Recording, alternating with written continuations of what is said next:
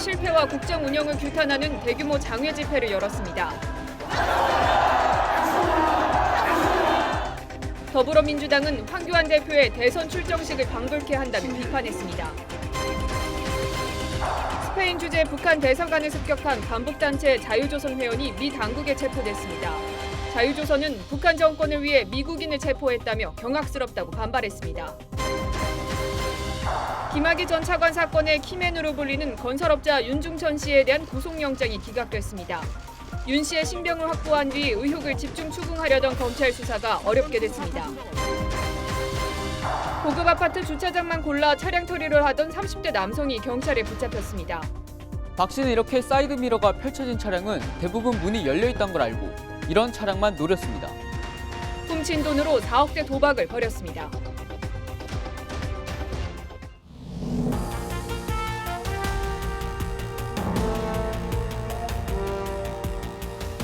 시청자 여러분 안녕하십니까? 토요일 TV조선 뉴스7 시작합니다. 오늘 광화문 한복판은 꽁꽁 얼어붙어서 한 발짝도 움직이지 못하는 우리 정치권의 모습을 확인할 수 있는 자리였습니다. 이 자유한국당이 이미선 헌법재판관 임명 강행에 반발을 해서 대규모 거리 집회를 열었고 집회 후에는 청와대 앞까지 이 가두 행진을 벌였습니다. 이 당대표로 선출된 후 처음 장외 집회에 나선 황교안 한국당 대표는 문 대통령이 김정은 대변인 역할만 하면서 사방팔방 구걸만 한다고 비판을 했습니다. 민주당은 황교안 대표가 구태의연한 색깔론에 매몰돼서 정치 공세만 하고 있다면서 격앙된 반응을 보였습니다. 오늘 뉴스7은 한국당의 대규모 문재인 정부 규탄 장외 집회 소식으로 시작하겠습니다. 장윤정 기자입니다. 문재인 정부의 국정 운영과 인사 문제를 규탄하기 위해 자유한국당 소속 국회의원과 당원 1만여 명이 붉은색 옷을 입고 모였습니다. 악역 없는 이미선 임명 저요. 당대표 당선 이후 처음 장외 집회에 나선 황교안 대표는 문재인 대통령이 경제를 살릴 외교는 하지 않고 김정은 대변인만 하고 있다고 날을 세웠습니다. 가는 데마다 북한 제재 해제해달라 이러고 구걸하고 다니고 있어요. 이래도 됩니까? 한국당 의원들과 당원들은 인사 책임자인 조국 민정수석과 조현옥 인사수석의 경질도 요구했습니다. 규탄 발언을 마친 한국당 당원과 지지자들은 청와대 인근까지 가두 행진을 벌였습니다. 이 과정에서 일부 당원들은 경찰과 물리적 충돌을 빚기도 했습니다. 민주당은 자유한국당의 장외 집회에 대해 민생을 내팽개치고 장외투쟁이라는 이름 하에 구태 정치를 하고 있다고 비판했습니다. 지지층 결집을 위한 망언, 시대착오적 색깔론, 가짜뉴스 등 수단과 방법을 가리지 않는 혹세무민은 결코 국민의 지지를 얻을 수 없을 것입니다. 청와대 핵심 관계자도 황 대표의 발언이 공당 대표의 발언인지 의심스럽다며 거리가 아닌 국회에서 본분을 다하는 게 국민에 대한 도리라고 꼬집었습니다. TV조선 장윤정입니다. 자, 이렇게 자유한국당이 장외 투쟁까지 나서면서 여야의 이 극한 대치가 더욱 고조가 되고 있습니다. 문재인 대통령이 해외 순방 전에 제안했던 이 여야정 협의체도 사실상 물 건너가면서 4월 임시국회 역시 성과 없이 끝날 것이란 우려가 나옵니다. 서주민 기자입니다. 문재인 대통령은 지난 16일 중앙아시아 순방을 떠나기 전 여야정 협의체를 제안했습니다. 함께 꽉 막힌 전국의 돌파구를 마련해보자는 취지였습니다. 하지만 이미선 헌법재판관 임명으로 사실상 물 건너갔다는 평가입니다. 신문재판소를 만들려고 했기 때문에 말도 안 되는 후보를 강행한 겁니다, 여러분. 애초 여야정 협의체에 긍정적이었던 바른미래당도 대통령의 언급이 눈속임 동작이었다는 의구심을 떨칠 수 없다고 입장을 바꿨습니다. 여야 강대강 대치로 탄력 근로제와 최저임금제 개편을 위한 관련법 개정은 또다시 발목이 잡히게 됐습니다. 정부가 오는 25일 국회에 제출할 추가 경정 예산 통과도 불투명한 상황입니다. 제1야당인 자유한국당이 있어야 할 곳은 산적한 민생 법안을 처리해야 할 국회입니다. 다만 자유한국당이 원내외 투쟁을 병행하겠다고 밝혀 국회 정상화 가능성은 아직 남아 있습니다. 또 추경 예산에 강원 산불과 포항 지진 관련 예산이 포함돼 있어 야당 역시 무작정 반대하기엔 부담스럽다는 점도 변수입니다. TV조선 서주민입니다. 지난 2월이었습니다. 스페인 주재 북한 대사관을 급습한 이 반북단체 자유조선의 멤버가 미 당국에 체포가 됐습니다. 습격을 주도한 자유조선 리더로 알려진 에드리언 홍창도 지금 미 당국이 추적하고 있습니다. 김지수 기자입니다. 현지 시간 18일 미 사법당국이 자유조선의 멤버 크리스토퍼 안을 체포했습니다. 크리스토퍼 안은 19일 LA 지방법원에 출석해 기소 인정 여부 절차를 밟은 걸로 전해졌습니다. 크리스토퍼 안은 한국계 미국인으로 미 해병대 출신입니다. 지난 2월 스페인 주재 북한 대사관 습격 당시 어떤 역할을 했는지 알려지지 않았는데 2017년 암살된 김정남의 아들 김한솔을 마카오에서 피신시킬 때 안내 역할을 맡았다고 워싱턴 포스트가 보도했습니다. 미 당국은 또 18일 자유조선 리더로 대사관 습격을 주도한 에이드리언 홍창의 아파트도 급습했으나 집에 없어 체포하지 못했다고 로이터 통신이 보도했습니다. The condition of human rights in North Korea has been well documented by thousands of survivors and escapees and corroborated by satellite imagery. Several nations around the world have pursued measures to address the situation of North Korean human rights. 미 연방수사국 FBI가 북한 대사관에서 탈취된 정보를 넘겨받은 걸로 알려진 상황에서 이번 체포로 미국이 자유조선 활동에 본격 개입하려는 게 아니냐는 추측이 나옵니다. TV조선 김지수입니다. 자유조선 측은 즉각 반발을 했습니다. 미 정부가 북한 정권을 위해서 이 미국인인 자신에 대해 영장을 집행한 것 한마디로 경악스럽다고 했습니다. 이 소식은 박지호 기자가 전합니다. 자유조선 홈페이지입니다. 법률 대리인 리 월러스키 명의의 성명이 게시돼 있습니다. 이들은 성명에서 미국 정부가 미국인들에게 영장을 집행한 데 대해 경악한다고 주장했습니다. 그러면서 최근 북한 정권에 억류됐던 한 미국인은 고문으로 불구가돼 돌아왔고 결국 숨졌다고 했습니다. 17개월 동안 북한에 억류돼 있다 혼수 상태로 미국으로 돌아와 엿새 만에 숨진 미국 대학생 오토 원비어를 상기한 겁니다. 성명서에 원비어 사건을 언급한 것은 체포된 크리스토퍼 안을 미국 정부가 스페인 정부에 인도하는 것을 막기 위한 것으로 풀이됩니다. 이번 스페인 주재 북한 대사관 습격 사건에 연루된 한국 국적의 자유조선 측 인사들도 변호인을 물색하는 등 구체적 대응 방안을 마련하고 있는 것으로 알려졌습니다. 이들은 국내에서 체포될 경우 스페인과의 범죄인 인도 절차 등에 대비하고 있는 것으로 전해졌습니다. TV조선 박지호입니다. 자, 자유조선의 회원이 체포가 되면서 이 앞으로 자유조선의 활동에도 지금 변화가 불가피해 보입니다. 정치부 정수양 기자와 함께 좀 자세히 짚어보도록 하겠습니다. 자, 정 기자, 먼저 이 탈북자들의 자유조선 회원 체포에 대해서 탈북자들의 반응이 나온 게 있는데 엇갈린다. 이건 무슨 내용입니까? 네, 그렇습니다. 그 자유조선을 보는 시각에 따라서 탈북자들의 반응도 좀 엇갈렸다 이렇게 보시면 될 것 같은데요. 예. 자유조선의 활동에 긍정적인 탈북자들은 안타깝다라는 반응입니다. 근데 자유조선은 다른 탈북단체들과 달리 김한솔 구출, 북한 대사관 습격 등 새로운 형태의 반김정은 활동을 해왔는데요. 그렇죠. 이런 활동들이 제동이 걸릴 수 있다는 데 대해서 안타깝다는 겁니다. 그렇다면 자유조선을 부정적으로 보는 입장, 탈북자들은 어떤 반응입니까? 그러니까 이번 체포 사건을 두고 이게 별게 아니다 이런 입장입니다. 그러니까 자유조선이 북한 대사관을 습격한 사실이 알려지면서 화제가 됐을 당시에 한 탈북자 단체에서 자유조선과 접촉했다라고 인터넷 방송에다 이제 공개를 했는데요. 이때 자유조선이 곧바로 접촉한 사실이 없다고 반박을 하면서 이 자유조선과 국내에 있는 탈북자 단체들 간의 사이가 약간 좀 벌어진 적이 있었습니다. 이번에 이제 체포된 그렇게 되면서 이제 반응이 좀 엇갈리게 되는 거죠. 그렇군요. 네. 자, 지금 체포된 인물 보니까 크리스토퍼 안 이렇게 돼 있어요. 네. 이 사람 들어보지 못한 좀 낯선 인물인데 누굽니까? 네, 이번에 처음으로 이름이 공개된 인물입니다. 근데 이제 자유조선의 리더로 알려진 에이드리언 홍이 설립한 북한 인권 단체인 링크라는 단체에서 초기부터 참여했던 한국계 미국인으로 알려져 있습니다. 링크에서 활동하다가 미국 해병대에 입대한 것으로 보입니다.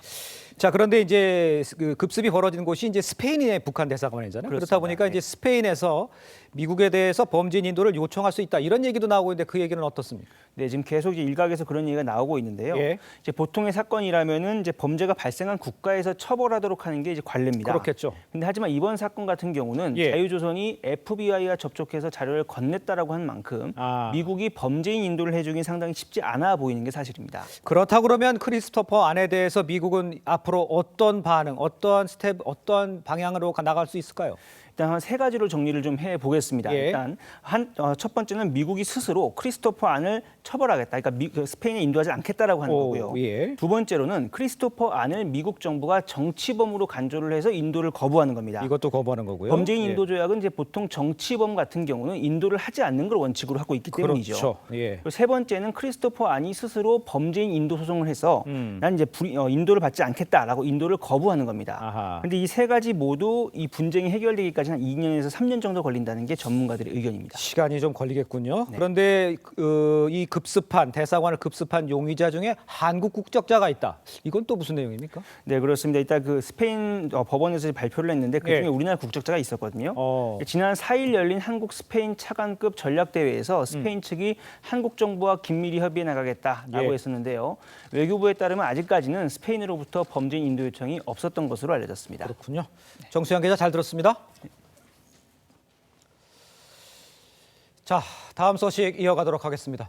자, 북한이 폼페이오 미 국무장관을 비난하면서 교체를 요구한 지 이틀 만에 이번에는 최선희 외무성 제1부상 명의로 존 볼턴 백악관 국가안보보좌관을 원색적으로 비난을 했습니다. 매력 없고 멍청해 보인다는 표현까지 썼습니다. 김주영 기자입니다. 존 볼턴 미국 백악관 국가안보보좌관이 3차 미북 정상회담 전에 북한이 핵무기를 포기했다는 진정한 징후가 있어야 한다고 말한 것과 관련해 최선희 북한 외무성 제1부상이 상황 파악부터 제대로 하라는 취지로 비판했다고 조선중앙통신이 보도했습니다. 최 제1부상은 볼턴 보좌관의 발언에 대한 질문에 두 수뇌부 사이에 제3차 수뇌회담과 관련해 어떤 취지의 대화가 오가는지 정도는 파악하고 말을 해도 해야 할 것이었다고 했습니다. 이 과정에서 최 부상은 볼턴 보좌관의 말이 매력이 없이 들리고 멍청해 보인다며 원색적으로 비난했습니다. 최 부상은 또 경고하는데 앞으로 계속 그런 식으로 사리분별 없이 말하면 당신네한테 좋은 일이 없을 것이라고 했습니다. 최 제1부상의 이 같은 발언은 지난 18일 북한 외무성 미국 담당국장이 마이크 폼페이오 미 국무장관을 비판한 지 이틀 만입니다. 최 부상은 지난달 평양주재대사관 관계자들을 대상으로 한 브리핑에서도 볼턴 보좌관과 폼페이오 장관 때문에 2차 미북 회담이 결렬됐다고 했습니다. TV조선 김주영입니다. 자, 이런 상황에 폼페이오 미 국무장관이 자신을 협상팀에서 배제해달라는 이 북한의 요구에 대해서 협상팀을 계속 맡을 것이란 입장을 밝혔습니다. 또 북한의 비핵화 달성을 위해서 모든 제재를 계속 이행할 것이라고 압박을 했습니다. 이 소식은 유지현 기자입니다. 폼페이오 미 국무장관이 자신을 협상팀에서 빼달라는 북한의 요구를 일축했습니다. 현지 시간 19일 폼페이오 장관은 물러날 의향이 있느냐는 질문에 바뀐 것이 없다고 답했습니다. Nothing's changed. We'll continue to work to negotiate. Still in charge of the team. 자신보다 원숙한 인물을 내세워달란 북한의 비난에 직접적인 대응은 자제하고 외교 노력을 계속하겠다는 뜻을 밝힌 겁니다. 국무부도 여전히 북한과 건설적 협상에 관여할 준비가 돼 있다는 입장을 밝힌 바 있습니다. 폼페이오 장관은 김정은 위원장이 트럼프와 자신에게 비핵화 약속을 했다고 환기하며 제재를 계속할 것이라고 압박했습니다. We will continue to press North Korea to abandon all of its weapons of mass destruction, ballistic missiles, and related programs and facilities. 미국이 원하는 빅딜을 내세우며 협상 주도권을 내주지 않겠다는 뜻으로 읽힙니다. 북한의 폼페이오 교체 요구에 미국이 맞불을 피하며 거부함에 따라 협상 교착이 장기화될 것이란 전망도 나옵니다. AP통신은 비핵화 협상 재개 가능성에 더욱 불확실성이 드리워졌다고 분석했습니다. TV조선 유지현입니다. 김대중 전 대통령의 장남인 김홍일 전 의원이 오늘 오후 별세했습니다. 취재기자 연결해 자세한 소식 듣겠습니다. 주원진 기자, 사인은 어떻게 되나요? 네, 김홍일 전 의원은 오후 4시쯤 심장 이상으로 자택에서 쓰러진 채 발견됐습니다. 신고를 받은 소방당국이 심폐소생술을 한 후 곧바로 병원으로 옮겼지만 끝내 숨을 거뒀습니다. 김 전 의원은 1948년 전남 목포에서 김대중 전 대통령의 장남으로 태어났습니다. 김 전 의원은 지난 1996년 새정치국민회의 소속으로 전남 목포에서 15대 국회의원으로 당선돼 정계에 진출했습니다. 이후 16대, 17대 국회의원 선거에서도 연이어 당선돼 3선 의원을 지냈습니다. 하지만 지난 2006년 나라종합금융으로부터 인사청탁을 받은 혐의로 대법원에서 징역 2년, 집행유예 3년을 선고받고 의원직을 잃었습니다. 이후 특별사면을 받고는 별다른 정치의 모를 보이지 않았습니다. 김 전 의원은 의원직 상실 후 군사정권 시절 받은 고문후유증으로 10년 넘게 파킨슨병을 앓은 것으로 전해집니다. 고인의 장례식장은 신촌 세브란스 병원에 마련될 예정입니다. 지금까지 보도본부에서 전해드렸습니다. 홍준표 전 대표와 유시민 노무현재단 이사장이 다음 달 말 유튜브 합동 방송을 추진 중입니다. 보수와 진보를 대표하는 유튜브 채널인 TV 홍카콜라와 알릴레오의 만남인데 극과 극인 두 사람의 빅매치에 벌써부터 관심이 뜨겁습니다. 윤우리 기자입니다. 보수 진영의 대표 유튜브 홍준표 전 자유한국당 대표의 TV 홍카콜라. 74만 명의 구독자를 가지고 있는 노무현재단 유시민 이사장의 알릴레오. 두 채널이 공동방송을 추진합니다. 알릴레오 측의 제안을 홍 전 대표가 받아들이면서 성사됐습니다. 유 이사장은 양극단이라는 평을 받는 두 방송이 공통 주제를 갖고 대화한다면 좋을 것 같아서 아이디어를 내게 됐다고 했습니다. 홍 전 대표는 과거에도 유 이사장이 맞짱 토론을 제안했다고 언급한 바 있습니다. 제가 국회에 있을 때 유시민 의원이 저한테 1대1 맞짱 토론을 한번 해보자고 계속 졸라댄 적이 있습니다. 내가 그런 이야기를 했습니다. 유 의원, 내하고 니하고 토론을 하면 격이 안 맞으니 니는 전욕 남경필과 토론했으면 좋겠다. 최근 두 사람은 유튜브 시청자가 일정 금액을 후원하는 슈퍼챗 논란으로 날을 세우기도 했습니다. 유시민은 되고 왜 나는 안 되냐. 이렇게 막 반발을 하고 계세요. 자꾸 알릴레오에 시비 걸지 마시기 바랍니다. 공동방송은 고 노무현 전 대통령의 서거 10주기 행사를 마친 다음 달 23일 이후로 예상됩니다. TV조선 윤을입니다. 바른미래당 이현주 의원이 공개석상에서 총선 전에 자유한국당과 함께하겠다고 했습니다. 바른정당계 의원들에게 함께 가자고 했지만 하태경 의원은 가는 길이 다르다며 잘 가라고 선을 그었습니다. 최원국 기자입니다. 바른미래당 이현주 의원이 총선 전 자유한국당 입당 의사를 공개적으로 드러냈습니다. 확실한 거, 우리는 결국 총선 전에 만난다. 자유한국당 원유철 의원도 이 의원은 한국당에 꼭 필요하다고 했습니다. 꽃다발을 언제 태워드릴까 고민하고 있습니다. 이 의원은 최근 당내 일부 바른정당계 의원들의 탈당설을 의식한 듯 바른미래당의 다른 의원들도 같이 가자고 했습니다. 호불호가 있겠지만 저는 또 가능하면 말이죠. 좀 다른 사람들도 같이 갔으면 좋겠고. 그러나 바른미래당 하태경 의원은 이 의원에게 잘 가라며 동반 탈당을 일축했습니다. 하 의원은 저와 이 의원이 가는 길은 같지 않다며 이 의원은 다른 사람들과 같이 한국당 갔으면 좋겠다고 했지만 그럴 사람은 없다고 했습니다.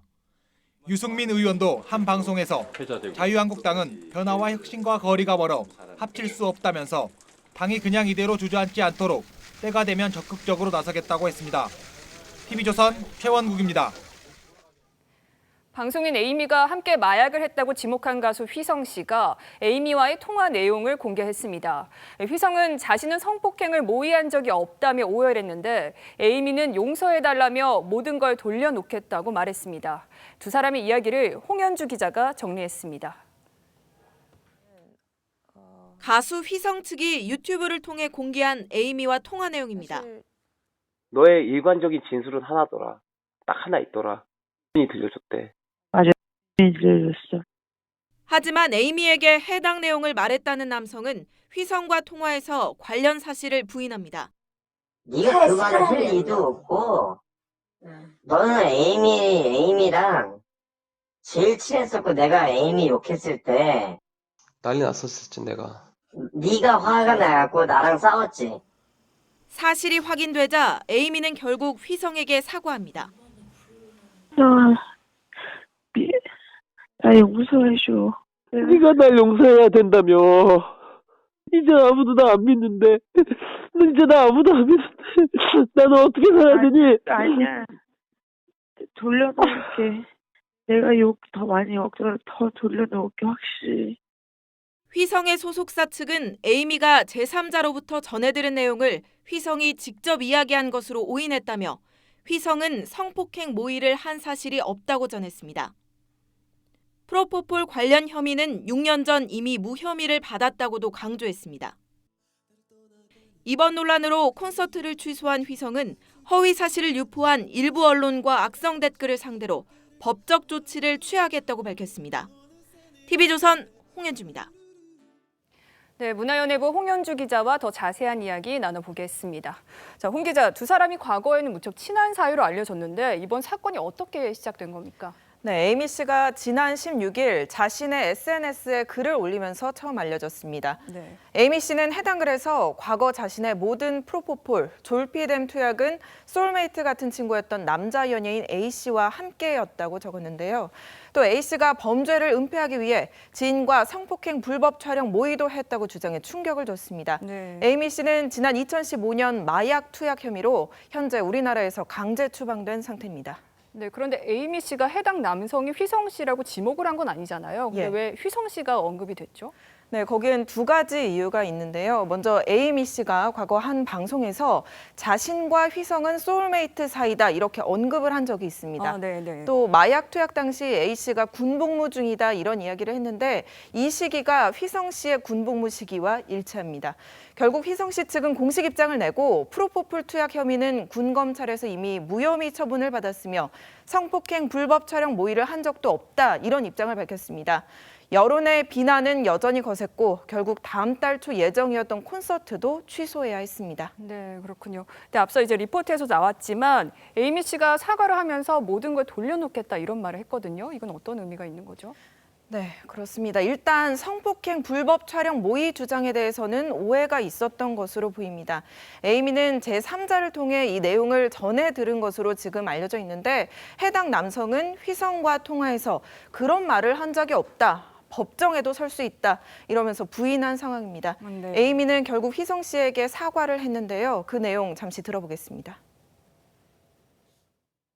그거 내가 반박해서 다시 쓸게. 너가 했잖아. 내가 잘못했다고. 너가 잘못했다고 얘기해도 아무도 안 믿어 이제. 아니야, 믿어. 아니, 아무도 안 믿을 거야. 네, 지금 상황이 많이 달라질 만큼 이제 폭로로 처음 시작을 했던 에이미 씨가 정리를 해야 될 거 아니에요? 추가 입장이 나온 게 있습니까? 휘성 씨는에게 따르면 에이미 씨는 언론을 통해서 공식 사과하겠다 이런 의사를 밝혔다고 합니다. 그런데 아직까지 추가 입장이 나온 건 없습니다. 대신 의도를 알기 힘든 사진을 SNS에 한 장 올렸는데요. 살 빼고 돌아가자라는 글과 함께 사진을 올렸다가 다시 삭제했고 여기에 휘성 관련 언급은 없었습니다. 앞서 휘성과 통화에서 에이미는 너가 너무 대단해 보였다. 솔직히 자격지심이 있었다. 이런 이야기를 했는데요. 한때 서로를 소울메이트로 부르며 절친했던 사이가 이제는 돌이킬 수 없을 만큼 멀어진 건 분명해 보입니다. 네, 그렇습니다. 근데 이번 일로 휘성 씨는 다음 달 예정됐던 콘서트도 취소를 했다고 했잖아요. 피해가 막심할 것 같은데. 그렇습니다. 휘성 씨는 모든 것을 잃은 느낌이다. 이렇게 말하고 있는데요. 내용 들어보시겠습니다. 나 오늘 콘서트 결국에 이 콘서트까지 취소되면서 나 모든 계약들 다 무너지게 됐어. 그냥 나 이제 무슨 일하고 살아야 되니? 나 노래라도 할 수 있을까? 휘성의 소속사 측은 사실 여부가 확인되지 않은 일방적인 SNS 글 하나로 한 사람과 가정이 무참히 짓밟혀도 되는지 묻고 싶다고 전했습니다. 네. 그러나 엄청난 파장이 올 것을 충분히 예상할 수 있었는데도 에이미 씨가 왜 확인도 안 하고 이런 폭로를 한 건지 궁금증은 남습니다. 네, 그렇습니다. 홍현주 기자 수고하셨습니다.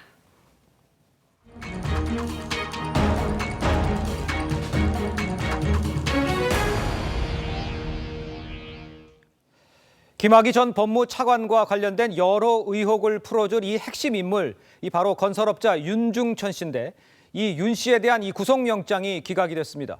윤 씨를 통해서 김 전 차관의 의혹까지 캐내려던 검찰의 수사 전략에 차질이 예상됩니다. 한성원 기자입니다. 건설업자 윤중천 씨가 담담한 표정으로 동부구치소를 빠져나옵니다. 취재진 질문에 아무런 답을 하지 않은 채 차량으로 급하게 발걸음을 옮깁니다. 김 전 차관에게 돈 얼마 주셨습니까? 김 전 차관한테 돈 준 적 있으세요? 어젯밤 9시쯤 법원은 윤 씨에 대한 구속영장을 기각했습니다. 체포 경위와 수사 경과, 수사와 영장신문 과정에서 피의자의 태도 등을 종합적으로 봤을 때 윤 씨를 계속 구금할 필요성이 없다고 이유를 밝혔습니다. 윤 씨는 영장심사에서 혐의를 전면 부인하며 검찰이 지금 와서야 무리한 별건 수사를 한다고 주장했습니다. 법원도 별건 수사라는 윤 씨의 주장을 어느 정도 받아들인 것으로 보입니다.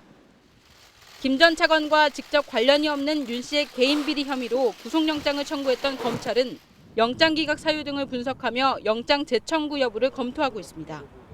검찰은 영장 기각 여부와 상관없이 계획대로 수사하겠다는 입장이지만 윤 씨의 신병 확보를 통해 김 전 차관 관련 의혹을 본격적으로 확인하려던 수사는 차질을 빚게 됐습니다. TV조선 한송원입니다. 네, 고가의 아파트 주차장만 골라서 이 차량 털이를 하던 이 30대 남성이 경찰에 붙잡혔습니다.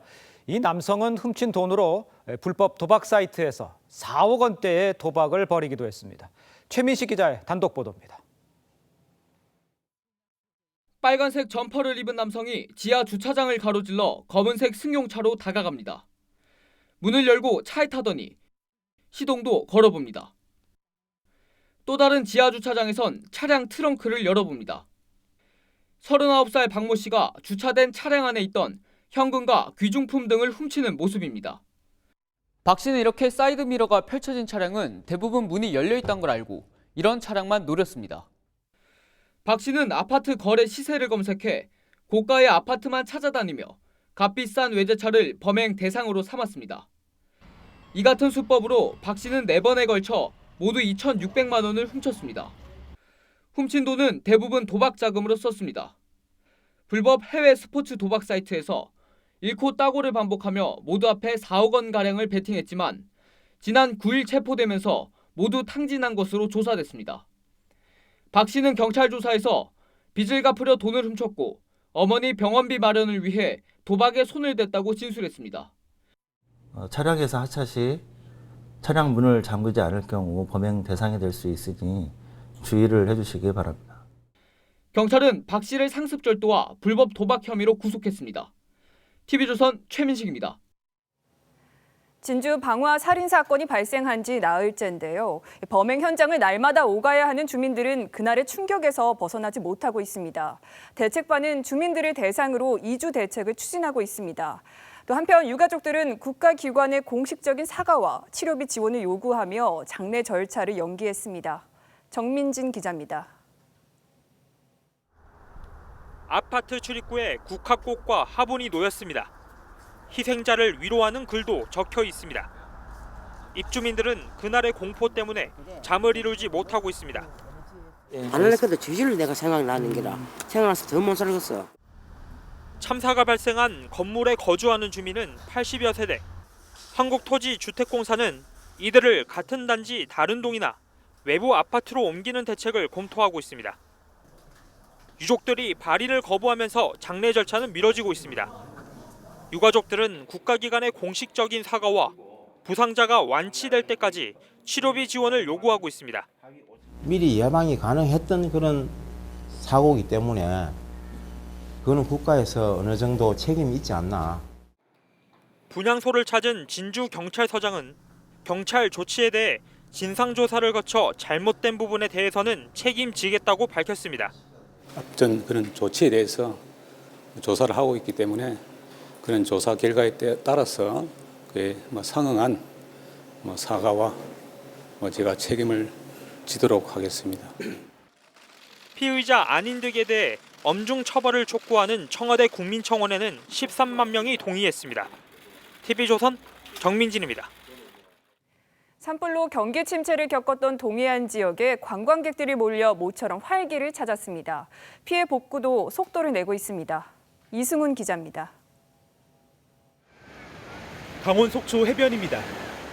백사장을 따라 관광객들이 북적입니다. 산불 이후 관광객이 줄었다는 소식을 듣고 동해안을 찾은 겁니다. 예약했다가 많이 취소한다고 하더라고요. 근데 이제 여기 계시는 분들은 많이 와주는 게 좋다고 하셔서 그게 도와주는 거라고 하셨어요. 발길이 뚝 끊겼던 시장에도 관광객이 몰렸습니다. 상점마다 줄이 길게 늘어섰습니다. 관광객들의 발길이 이어지면서 산불 피해 지역 관광지도 모처럼 활기를 되찾았습니다. 시장을 찾아주시는 게 저희를 도와주시는 거거든요. 그러니까 미안해하지 마시고 많이 오셨으면 좋겠어요. 산불 피해 지역 1차 조사가 마무리되면서 불에 탄 주택과 시설물 철거 작업도 시작됐습니다. 한쪽에선 불탄 집을 대신할 임시 목조 주택도 하나둘 들어섭니다. 헬비타트는 집을 잃은 565세대 가운데 다자년 이재민에게 가장 먼저 목조 주택 2동을 제공했습니다. 여러 단체나 기업에서인지 후원을 해주셔서 지금 천안의 목조학교에서 지금 10개 동을 좀 준비를 하고 있습니다. 관광객이 돌아오고 복구도 속도를 내면서 화마가 남긴 상처도 조금씩 치유되고 있습니다. TV조선 이승훈입니다. 오늘은 장애인의 재활 의욕을 높이기 위해 제정된 장애인의 날입니다. 장애인들은 보조공학기를 통해 활동에 도움을 받는데 다양한 제품이 개발될수록 좋겠죠. 정부가 개발비를 지원하고 있지만 연간 예산이 고작 2억 원에 불과해 생색내기에 그치고 있습니다. 최수영 기자가 취재했습니다. 음료가 종류별로 표시된 모니터에서 고객이 커피를 고릅니다. 주문을 받은 사람은 발달 장애인인 31살 김일도 씨. 장애인용으로 제작된 포스기의 안내에 하나하나 따릅니다. 발달 장애인도 손쉽게 계산할 수 있도록 보시면 계산대함 모니터엔 각 화폐권이 뜹니다. 거주름도 500원입니다. 감사합니다. 시각장애인 정유라 씨는 스마트폰 등에 연결해 쓸 수 있는 특수 키보드를 사용해 일을 합니다. 피처폰이 아닌 스마트폰을 쓰면서 나도 뭔가 자유롭게 많은 정보를 접할 수 있게 되었다는 느낌이 확신이 들었습니다. 장애인들의 활동을 돕는 이들 보조공학기기는 정부로부터 80%의 예산을 지원받은 민간업체들이 개발했습니다. 하지만 수년째 예산이 2억 원에 묶여 있다 보니 한 해 2개 업체만이 지원을 받을 수 있습니다. 지난 3년 동안 사업비를 신청했어도 받지 못한 업체는 26곳에 이릅니다. 장애인들의 어떤 삶의 질을 향상시키거나 그런 쪽에서 생각을 하면서 투자가 돼야지 그걸 일반 제품하고 똑같은 기준에서 판단을 한다 그러면 그거는 좀 잘못됐다고. AI와 5G 등 최첨단 기술을 접목한 다양한 보조공학기기 개발을 위해서도 지원 예산을 늘려야 한다는 지적이 나옵니다. TV조선 최수용입니다. 네, 더하기 뉴스 시간입니다. 오늘은 경제산업부 박상현 기자와 함께하겠습니다. 자, 더하기 뉴스 첫 번째 키워드 보겠습니다. 질문이 달랐다. 임명 강행된 이미선 헌법재판관 모습인데 어떤 내용입니까? 네, 맞습니다. 네, 바로 여론조사 기관이죠. 리얼미터가 이미선 헌법재판관 임명에 대한 여론조사 당시에 질문을 말하는 겁니다. 두 차례 여론조사를 했는데 질문이 서로 달랐다 이런 얘기거든요. 그러니까 질문이 구체적으로 어떻게 달랐다는 거예요? 네, 바로 설문 문항, 즉 질문이 두 여론조사에서 차이가 있었습니다. 이 첫 번째 여론조사에서는 이 후보자의 헌재 소장으로서 자격에 대한 의견을 물었는데 이 두 번째에서는 문재인 대통령이 이 후보자를 임명하는 데에 대한 의견을 물은 겁니다. 결국은 문재인 대통령에 대한 정치적 입장이 이제 추가 변수가 된 셈이죠. 그렇다면 여론조사 결과는 어떻게 좀 크게 달라졌습니까? 어떻습니까? 네, 첫 번째 여론조사를 보게 되면은 이 후보자가 헌법재판관으로 부적격하다는 응답이 54.6%로 바로 적격인 28.8%를 크게 앞섰습니다. 그런데 두 번째 여론조사에선 임명에 찬성하는 의견과 반대하는 의견이 팽팽하게 맞섰습니다. 이 두 차례 조사 결과가 이렇게 큰 차이를 보이자 리얼미터는 당시에 이 후보자 측이 적극적으로 해명을 하면서 이 기류 변화가 일부 영향을 미친 것이다 이렇게 분석을 했습니다. 그랬었죠. 근데 하지만 이 여론을 호도하는 게 아니냐는 이게 비판이 계속되자 리얼미터가 오늘 또다시 설명을 내놨습니다. 뭐라고 했냐? 서로 다른 질문이다 하더라도 동일한 주제나 소재이고 또 복수의 정보가 존재한다면은 여론의 흐름을 분석하는 데는 뭐 크게 무리가 없다. 이렇게 밝혔는데 현재 이제 리얼미터 홈페이지에서는 이런 여론조사 결과가 삭제돼 있는 상황입니다. 좀 상황을 지켜볼 필요는 좀 있을 것 같습니다. 자, 두 번째 키워드 보겠습니다. 현실보다 더 리얼한 화제가 났던 노트함 성당인데 네, 어떤 내용입니까? 네, 이 컴퓨터 그래픽을 보다 보면 요즘 워낙 좋아져서인지 현실인지 가상인지 구분이 안 될 때가 좀 있죠. 그렇죠. 이번에도 마찬가지입니다. 프랑스 로트르담 대성당 복원에 이러한 게임 화면을 참조하는 방안이 거론되고 있습니다. 바로 한 게임 회사가 만든 액션 게임에 로트르담 대성당의 모습이 등장을 하는데요. 이 경제 전문지 포브스는 이렇게 말씀합니다. 당시 게임 디자이너가 2년을 투자해서 역사학자와 함께 성당 벽돌 하나까지도 다 고증을 했다. 이렇게 밝혔습니다. 그렇다 보니까 이 자료를 보게 되면 화재로 손상된 부분을 재건하는데 좀 어느 정도 도움이 될 수 있다. 이런 얘기거든요. 근데 해당 게임 업체는 더군다나 이제 노트르담 대성당을 분란 이후에 간접적으로 경험해 볼 수 있는 차원에서 체험판을 무료로도 배포하겠다. 이렇게 밝혔습니다. 지금 화면에도 나오는데 진짜 같아 보이네요. 자, 마지막 키워드 보겠습니다.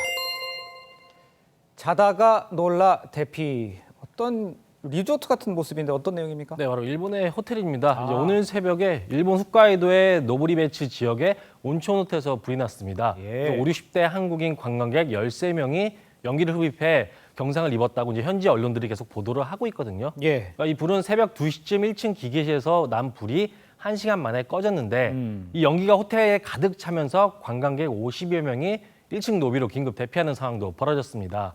특히 이곳은 이제 우리나라 관광객들이 상당히 많이 찾는 호텔이기도 한데요. 이 새벽 시간인데다 숙박객이 이제 500여 명 이상 달했다고 하다 보니까 자칫 좀 큰 사고로 이어질 뻔했습니다. 그렇겠네요. 이 삿포로 총영서관은 공관 직원을 사고 현장에 바로 급파를 했고 한국인 13명은 진료를 받은 뒤에 무사히 퇴원했다고 합니다. 안타까운 일이지만 그래도 다행스러운 일이네요. 자, 지금까지 박상현 기자였습니다. 잘 들었습니다. 세상에서 가장 슬픈 병, 치매라고 하죠. 우리보다 일찍 고령화 사회에 접어든 일본은 어떻게 치매를 극복하고 있을까요? TV조선과 조선일보가 공동 주최한 청년 미래탐험대 프로젝트 대원들이 이번엔 일본 마치다시를 찾았는데요. 홍영재 기자가 동행했습니다. 10년째 치매를 앓고 계신 할머니를 요양원에 모신 대학생 박상현 씨. 내가 너를 기억하지 못하거든 나도 요양원에 넣으라는 아버지의 말을 듣고 치매 극복에 대안을 찾기 위해 일본으로 떠났습니다. 치매 확진 이후에도 계속 노동을 하고 일을 하면서 보수를 받는 그 땀을 흘리는 노인들의 목소리가 특히 듣고 싶습니다. 백발이 성한 노인들이 자동차 대리점 전시 차량을 닦습니다. 모두 중증 이상 치매 판정을 받은 노인들입니다. そうですね。やっぱり体を動かすっていうことが要するにいろんな面で役に立って。 일본의 한 비영리 단체가 6년 전부터 전단지 오타 수정하기, 과일 배달 같은 치매 노인들의 일거리를 만들어주는 사업입니다. 改まって聞くっていうのも変ですけど、一応こちらにお世話になってるっていうのは当然知ってる話ですから、一番いい話かなというのは思います。 시청에서도 치매 노인들이 모여 활동할 수 있는 16개의 프로그램을 개발해 월 500여 명이 참여할 정도로 인기가 좋습니다. 地域をなって気軽に立ち寄れる場所ですとか、日常の中で認知症の方がいる場所、話し合える場所というのは大事だと思ってますから、そういったことは非常に効果があると思っています。 나 자신도 예비 치매 환자라는 박상현 대원. 병동을 떠나 일상생활로 복귀하는 일본 치매 노인들의 모습에서 치매 친화 도시의 의미를 되새겼습니다. TV조선 홍영재입니다.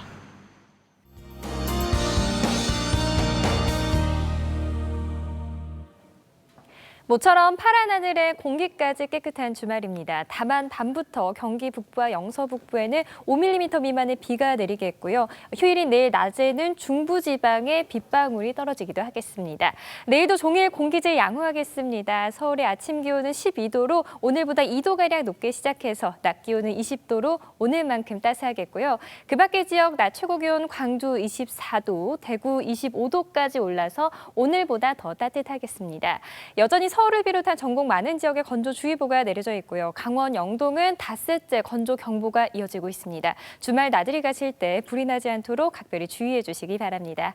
다음 주 월요일 서울 기온이 27도까지 오르면서 전국적으로 7월 초여름 더위를 보이겠고요. 화요일과 수요일, 금요일에는 전국에 비가 내리면서 기온이 제자리를 되찾겠습니다. 기상정보였습니다. 관련 의혹이 모두 소명됐다. 장외투쟁할 때냐? 청와대는 비판에 눈 감고 귀를 막았다. 민심에 순종하라. 자, 이미선 헌법재판관 임명 강행을 놓고 지금 정치권이 무척 시끄럽습니다. 이 봄 날씨가 완연한데 우리 정치권의 봄은 도대체 언제나 올런지 겨울 왕국이 닥친 느낌이라 더욱 답답하기만 합니다.